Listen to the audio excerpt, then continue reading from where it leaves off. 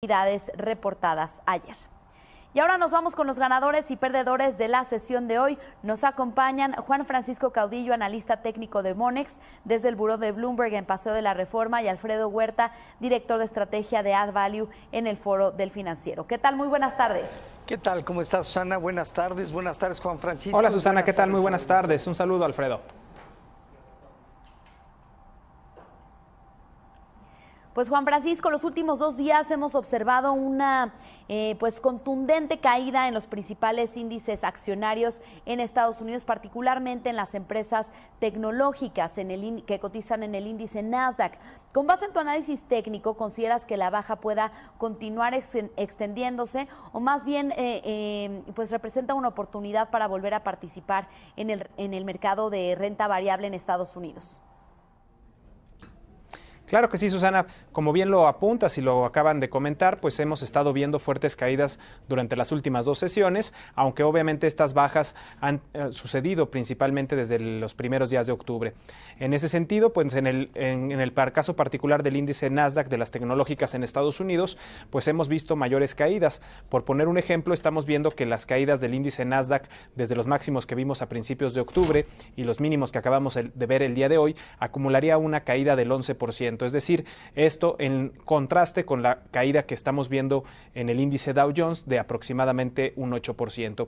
Cabe señalar que también en el sentido de los mercados, el índice Dow Jones se había quedado rezagado hacia los últimos meses, en donde el índice Nasdaq no solo había logrado establecer nuevos máximos históricos, sino que había superado por un nivel bastante amplio de margen los máximos que había hecho en el mes de enero. En ese sentido, el índice Dow lo único que vino a hacer fue colocarse prácticamente sobre los mismos niveles máximos que vimos en enero e igualarlos ahora a principios de octubre.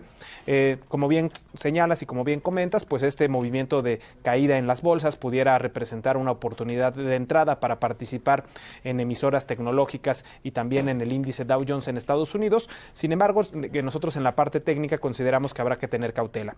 Además, el día de hoy, tanto el índice Dow como el índice Nasdaq vinieron a poner a prueba su promedio de 200 días, algo que no hacían desde el mes de abril o mayo, en donde pues esta marca o este soporte o esta referencia de soporte que se ubica en su promedio de 200 días, pues estaría brindando un apoyo o un soporte de corto plazo para las bolsas. En el muy corto plazo veríamos para el índice Nasdaq 100 un soporte alrededor de los 7,000 puntos, y en lo que respecta al índice Dow Jones un soporte alrededor de las 25,000 unidades, estos niveles prácticamente donde se encuentra la media que les acabo de comentar.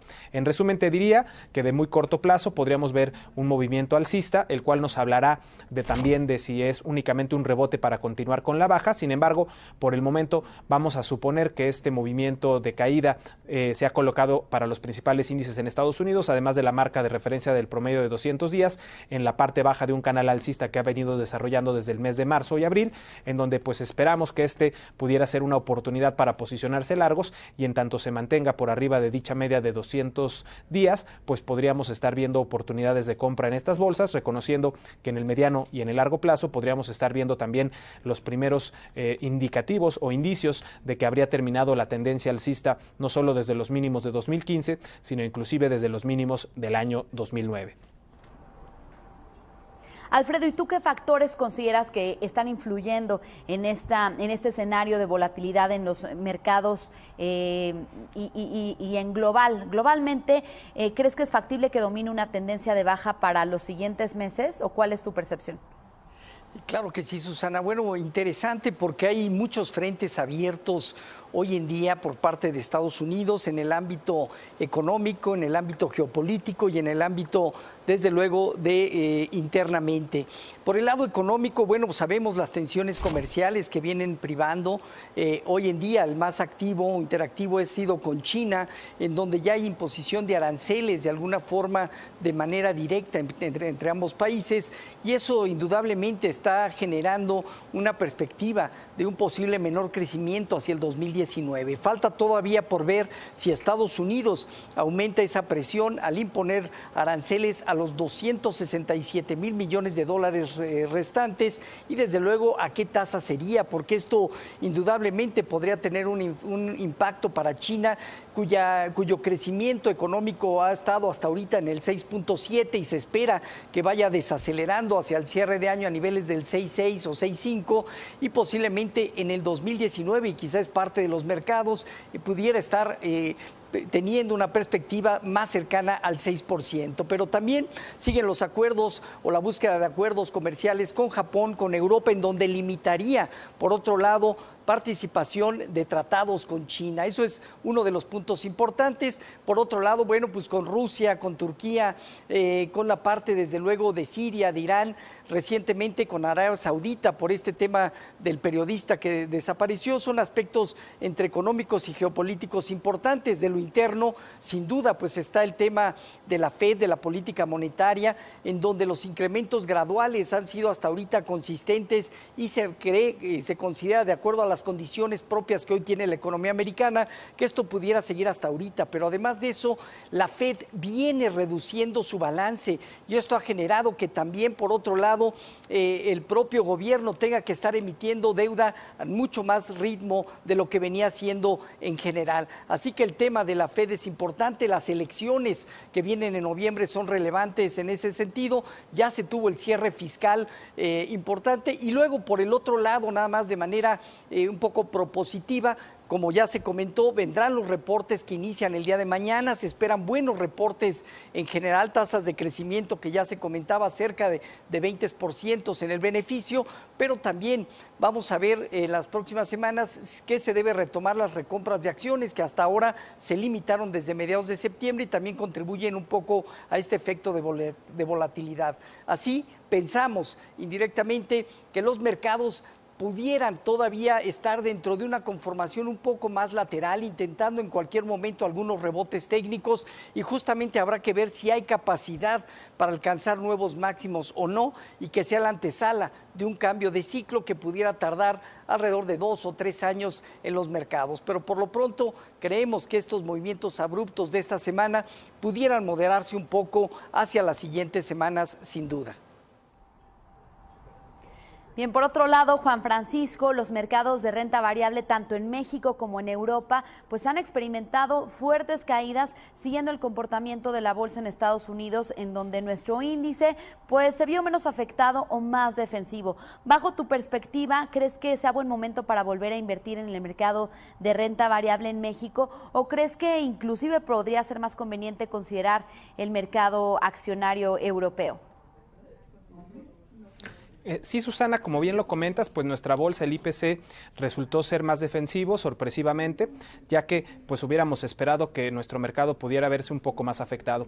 En ese sentido, pues la bolsa en México, el IPC, registró una caída más o menos del 5% desde los máximos que vimos el lunes pasado, cuando se dio la noticia de la incorporación de Canadá al acuerdo de libre comercio, y al acuerdo de comercio entre México, Canadá y Estados Unidos, y en ese sentido, pues estaríamos, el mercado pensó que podría ser un indicativo favorable, que pudiera generar alzas. De hecho, vimos niveles de 50,000 puntos en esa ocasión, y ahora pues el cierre de hoy ya ha pegado hacia los 47,500 puntos.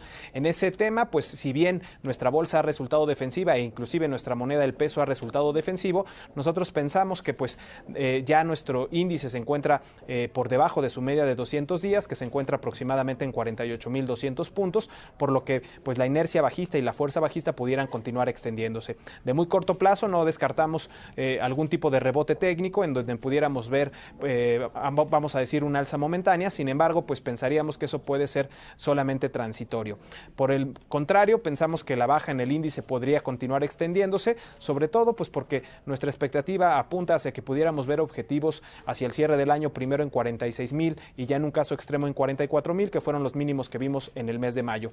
Por el momento, también en lo que toca al mercado accionario en Europa, vemos caídas más o menos del 8% desde los máximos que vimos a finales de septiembre.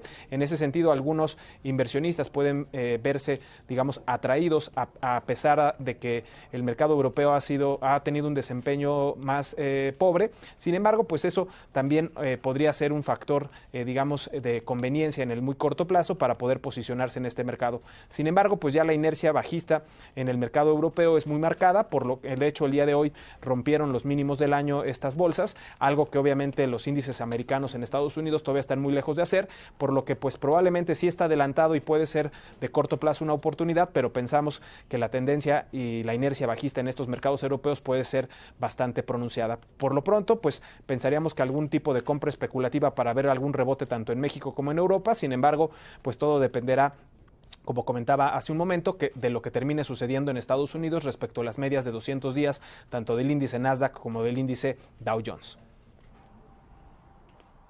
Bien, finalmente, Alfredo, ¿consideras que el índice VIX de volatilidad seguirá incrementando su nivel? Y en este caso, ¿qué instrumento o instrumentos son los que consideras de oportunidad en este panorama?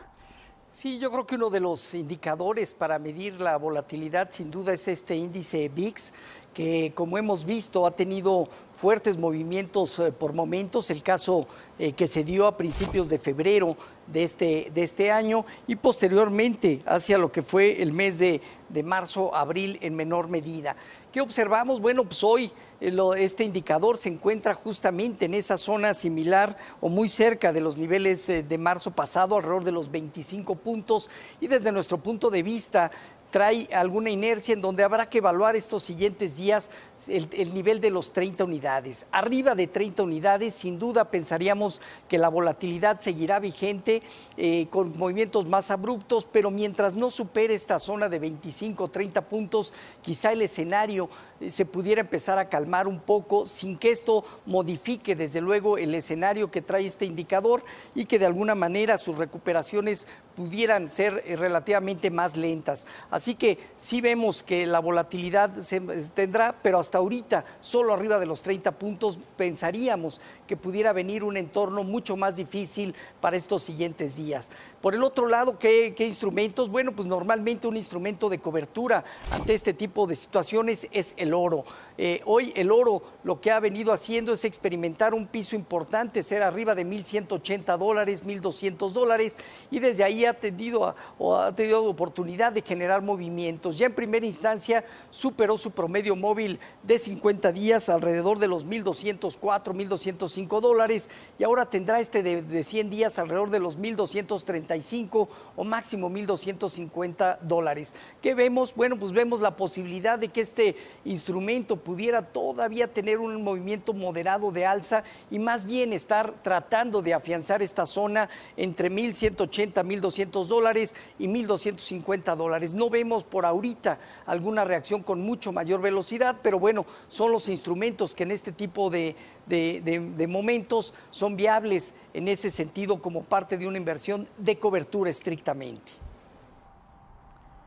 Bien, pues muchas gracias por el análisis de esta tarde, Juan Francisco Caudillo, analista técnico de Monex, y Alfredo Huerta, director de estrategia de AddValue. Muy buenas tardes. Buenas tardes. Buenas tardes, Susana, un saludo. Y bueno, ante este panorama, Signum Research